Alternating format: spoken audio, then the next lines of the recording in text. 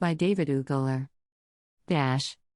Tackling the challenges of asset recovery continues to receive global attention with the increasing volume of illicit financial flows from poor countries, particularly the sub-Saharan African countries and other poor countries.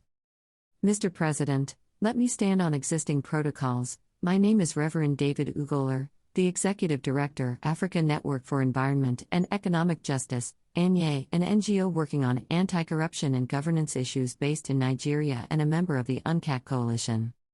I'm happy to be part of this historic follow-up intersession meeting which will help reinforce the global commitment to step up the fight against corruption. We congratulate the member states for reinstating their commitment to work together to firm up global cooperation to end impunity of corruption practices through strengthening the preventive measures and the criminalization, law enforcement approach. However, as we are faced with the problems, we can see some good practices emerging in the asset recovery process. Just few weeks ago, the United States returned $23 million back to Nigeria through a historic agreement that sends a strong message that the return should benefit the victims, which are Nigeria people. The same agreement, yet to be published by both parties, also mentioned that the total 100% should be used for infrastructural projects which stand differently from others.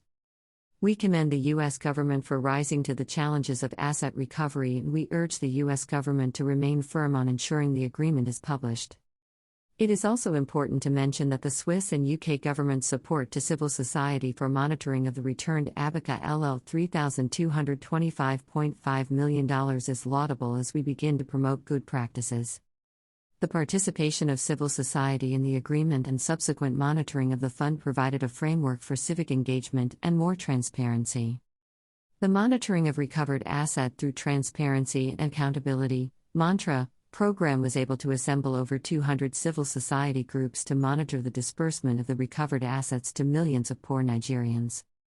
At Views Exclusive Rights, David Ugler, Executive Director, African Network for Environment and Economic Justice ANEEJ, being speech made at UNCAC Coalition Intervention Intercession Meeting of COSP UNCAC on the achievements of the Political Declaration on Corruption in Vienna, Austria, September 7, 2022. Greater than the #UNGAS 2021 political declaration was a landmark achievement in the world's collective approach to stand #United against corruption. Greater than strengthening intel cooperation and future priorities in prevention, criminalization and asset recovery are among the key topics discussed. pic.twitter.com/HL35G765.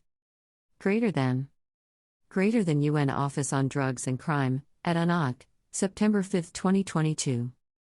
Greater than during #UNGAS event, recent developments in #asset recovery, the need for active follow-up to the political declaration, including well-resourced monitoring, incur. Tech assistance to origin countries was highlighted by #civil society reps. Some good examples from Nigeria and Sri Lanka were discussed. pic.twitter.com/NP. X5DT. Greater than UNOC CSU, at UNOCSU, September 7, 2022. Greater than view this post on Instagram. Greater than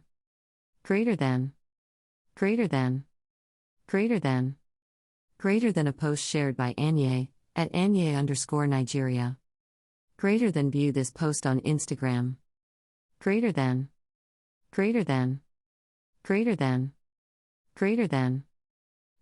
a post shared by ANEEJ, at ANEEJ_Nigeria. Greater than view this post on Instagram. Greater than